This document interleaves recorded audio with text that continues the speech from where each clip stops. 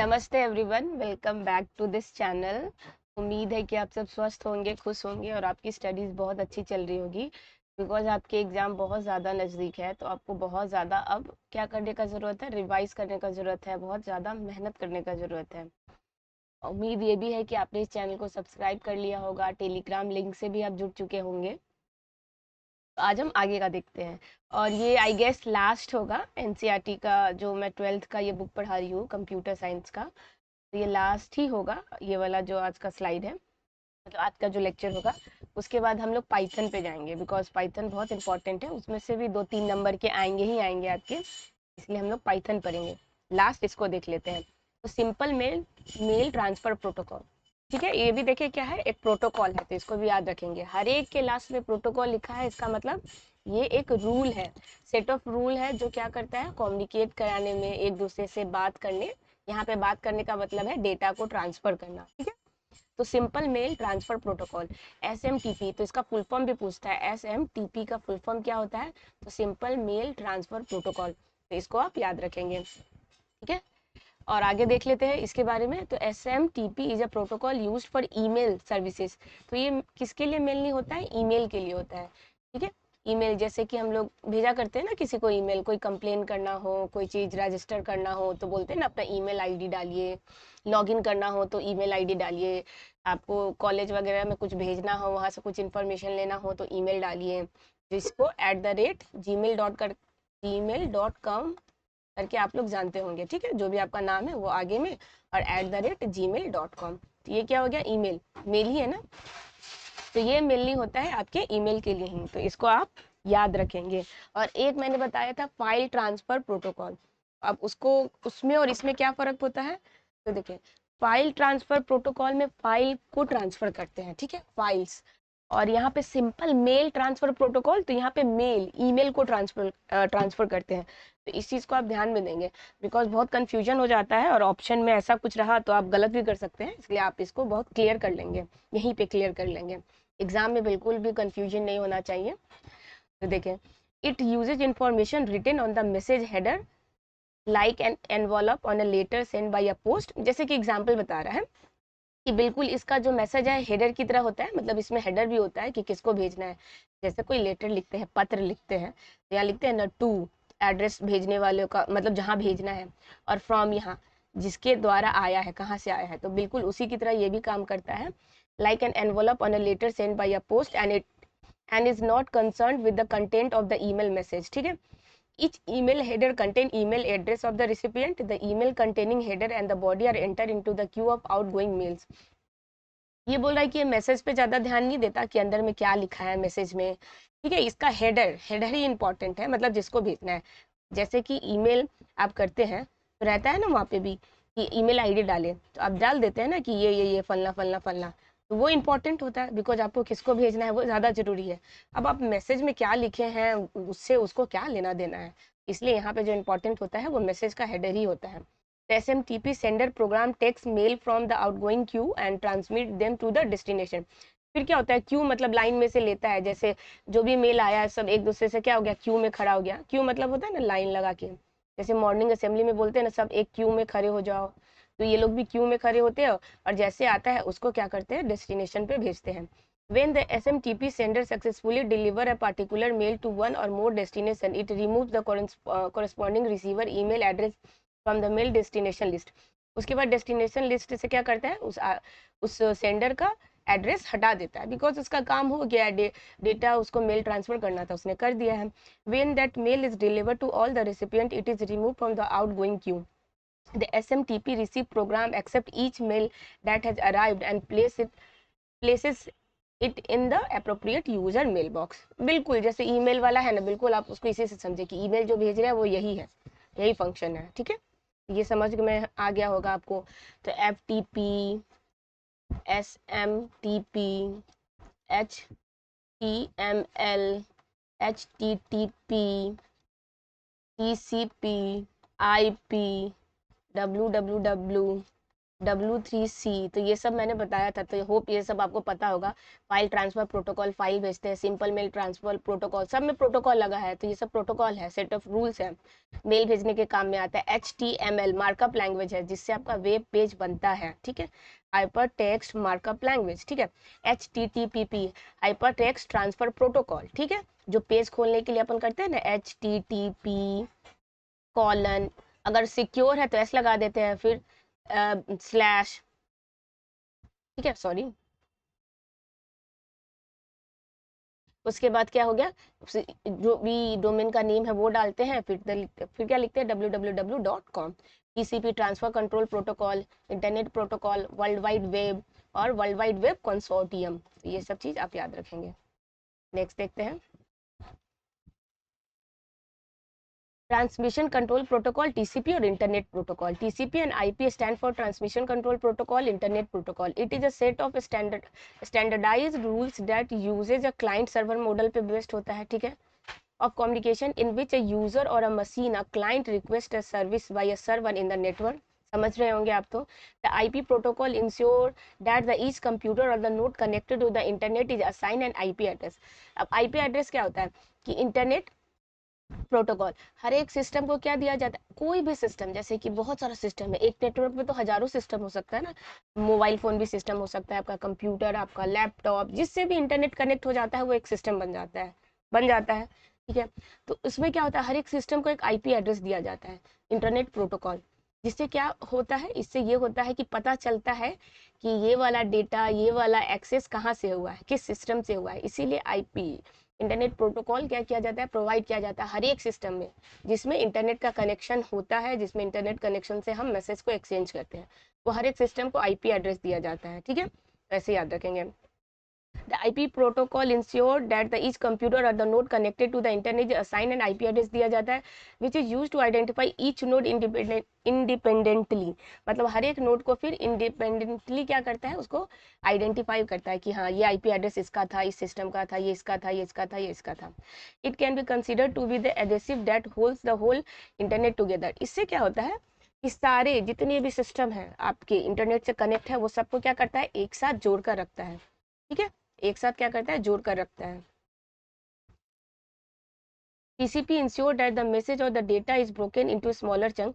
और TCP क्या काम करता है, ट्रांसफर कंट्रोल प्रोटोकॉल, ये इंश्योर करता है, ये करता क्या है, तो मैसेज और डेटा को ब्रोकन इनटू स्मॉलर चंक, छोटे छोटे पार्ट में मैसेज को क्या करता है, ब्रेक कर देता है, ठीक है, तोड़ देता है।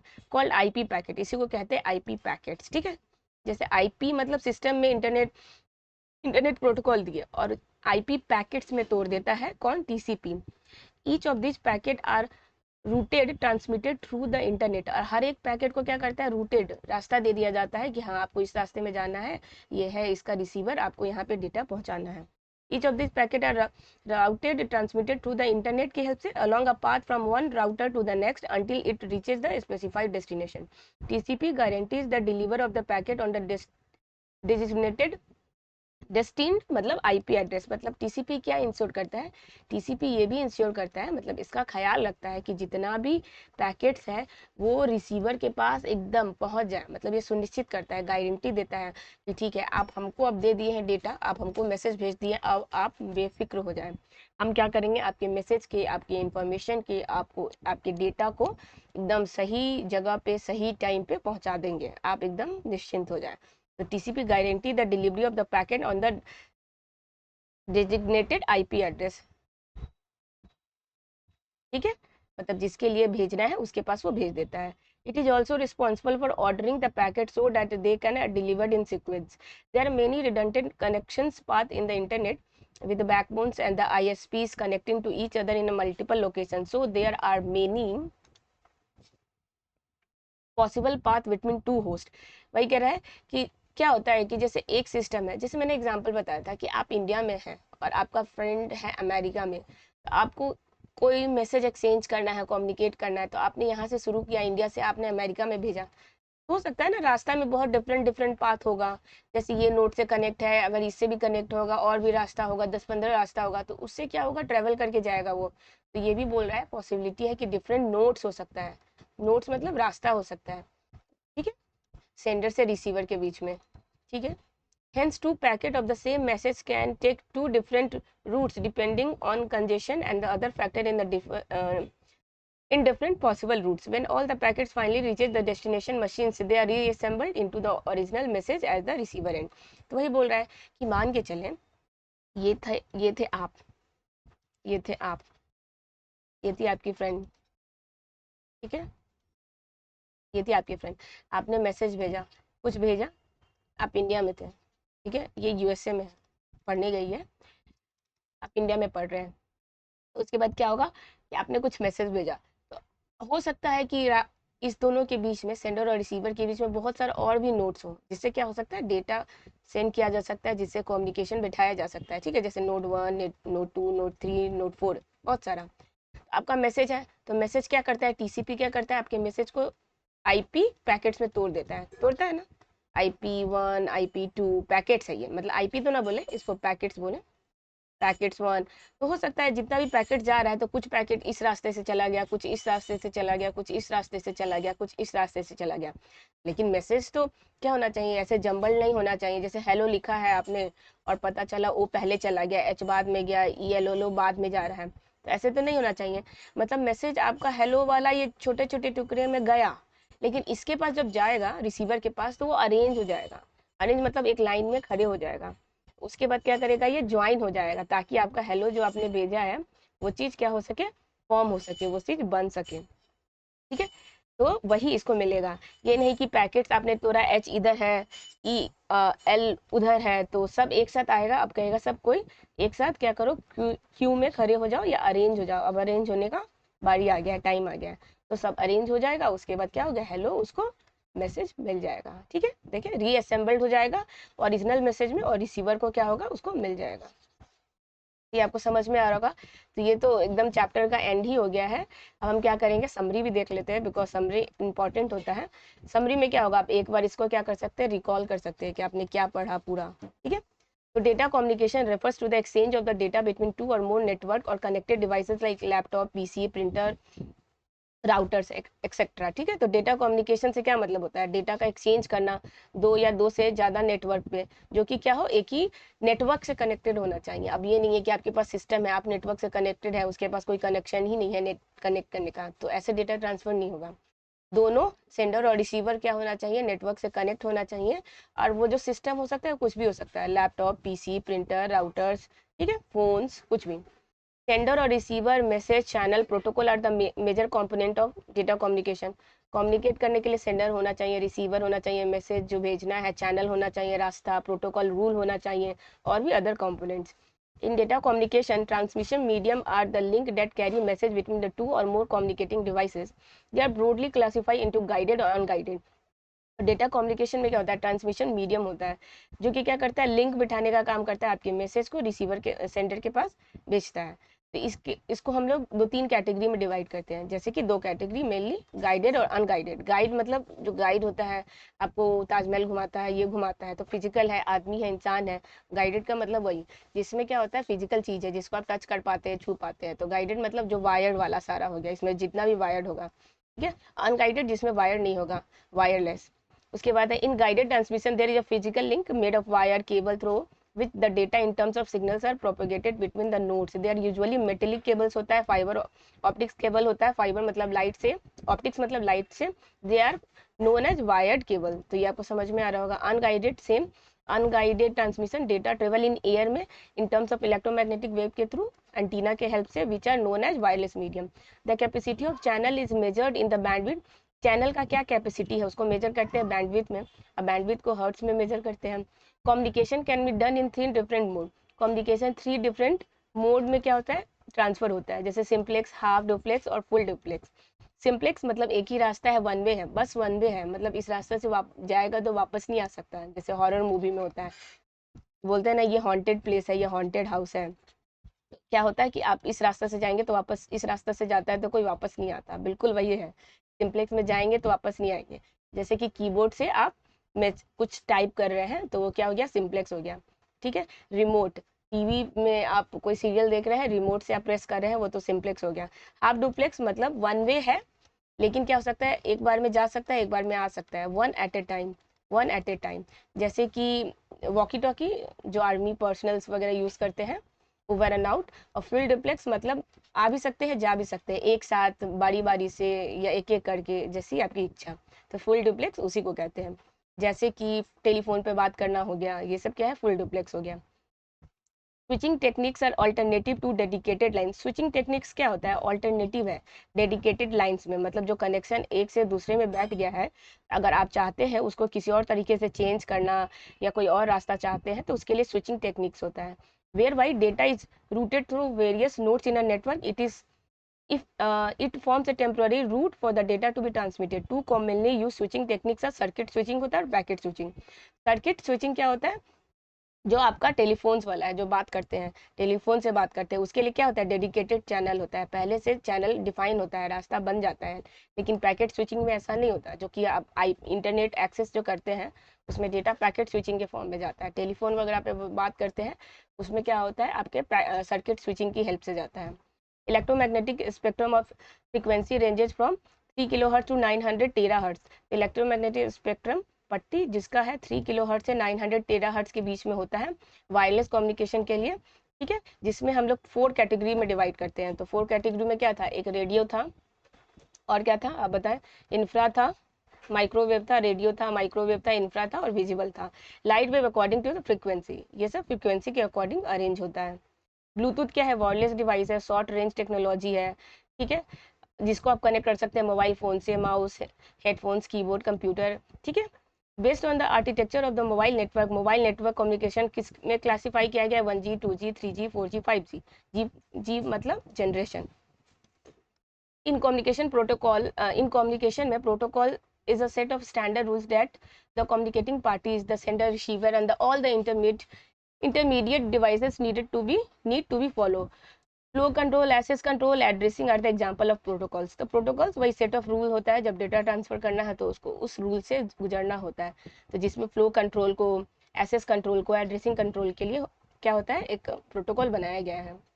HTTP stand for Hypertext Transfer Protocol. It is the primary protocol used to access the World Wide Web. अगर वर्ल्ड वाइड वेब पे कुछ भी एक्सेस करना है तो उसके लिए आपको ये प्रोटोकॉल फॉलो करना होगा, HTTP हाइपरटेक्स्ट ट्रांसफर प्रोटोकॉल, जिसको डेवलप किया गया था टीम बर्नर्स-ली सन in 1989। File transfer protocol file को ट्रांसफर करने के लिए होता है from one machine to another, like HTTP।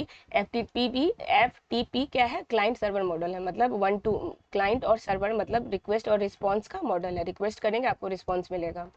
Point to point protocol define how two devices will authenticate. Point to point में क्या है, ऑथेंटिकेशन आ जाता है, ठीक है। मतलब यहाँ पे है ना, नेटवर्क से तो कनेक्ट हो रहे हैं, प्रोटोकॉल तो है, बट साथ में आपको थोड़ा ऑथेंटिकेट भी करना होगा। जैसे कि कुछ यूजर आईडी या पासवर्ड है तो वो आपको देना पड़ेगा, तभी आप डेटा ट्रांसफर कर पाएंगे, ठीक है। या कहीं कहीं डिपेंड करता है कि किस टाइप का वो सर्वर है उस पर, ठीक है। TCP/IP stand for Transmission Control Protocol. Internet Protocol is a set of standardized rules that uses a client-server model of the communication in which a server or a machine, a client request a service by a server in the network. तो ये भी आप समझ ही गए होंगे। Exercise देख लेते हैं, क्वेश्चंस क्या पूछा है। What is data communication, data communication क्या है आप बता सकते हैं। What are the main component of data communication का main component. which communication model allow communication in the both direction simultaneously, एक साथ दोनों, तो फुल डुप्लेक्स हो जाएगा। among LAN, MAN और WAN, local area network, metropolitan area network और wide area network, which has the highest speed and which one has covered the largest area। तो wide area network ये तो पूरे संसार में ही फैला हुआ है, तो ये हो जाएगा, इसका स्पीड भी अच्छा होता है, ज़्यादा होता है, ठीक है। Question number 4, what are the 3 categories of the wired medium. Wired medium का आपको एग्जांपल देना है, जो तार से मतलब गाइडेड मीडियम का एग्जांपल देना है, जिसमें आप ऑप्टिक फाइबर, फिर टू स्टेट पेयर, ये सब बताया था, तो ये आप लिख सकते हैं। Compared wire and wireless medium का आपको कंपेयर करना है। Which transmission medium carry signal in the form of light, optics. List out the advantage and disadvantages of the optical fibre cable. आपको एडवांटेज, उसका क्या नुकसान है, क्या फायदेमंद है ऑप्टिकल फाइबर का बताना है। What is the range of the frequency for radio wave का फ्रीक्वेंसी रेंज बताना है।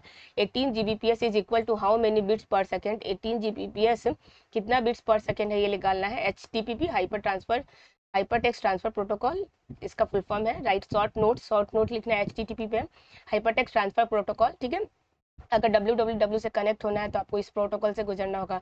बैंड मीन मतलब कितना डेटा ट्रांसफर हो रहा है, उसका कंजेशन कितना है, रास्ता मोड़ा, एक तरह से चौड़ाई कितना है, उसी को कहते हैं बैंडविड्थ। ब्लूटूथ वायरलेस है, छोटे डिस्टेंस के लिए है, 1 to 1 है, फ़ोन वगैरह से, प्रिंटर वगैरह से कनेक्ट हो सकता है। Domain name server, domain name server वही जो इंटरनेट पे जिस नाम से आपका वेबसाइट बना होता है वही होता है domain name server. Data transfer rate, ये आपको बताना है। What is protocol in data communication, explain with an example. A composite signal contain frequency between the 500 megahertz and 1 gigahertz, what is the bandwidth of the signal। तो आपको इसका bandwidth का signal bandwidth बताना है। ये क्या है, लास्ट है। उम्मीद है कि आपको ये चैप्टर बहुत अच्छे से समझ में आया होगा। आप इसको 10 बारी देखेंगे, इस लेक्चर को, इसके पहले जितने भी डले हैं सबको, ताकि आपके दिमाग में क्या हो जाए, पूरा कॉन्सेप्ट बिल्ड हो जाए और आप इससे रिलेटेड या इससे होता है ना, इसके सराउंडिंग में जितने भी क्वेश्चंस बन सकते हैं सबको बहुत अच्छे से क्वेश्चंस को आंसर्स कर पाएंगे, उसको सॉल्व कर पाएंगे। ठीक है, आप वीडियो को ज़रूर ज़्यादा से ज़्यादा लोगों के बीच में शेयर करें ताकि उन लोगों को भी हेल्प मिल पाए, और आप पढ़ाई बहुत अच्छे से करें बिकॉज एग्ज़ाम बहुत नज़दीक है। मैं नेक्स्ट वीडियो में मिलूंगी, नेक्स्ट लेक्चर में मिलूंगी, तब तक आप अपना और अपनों का ख्याल रखें। जय हिंद।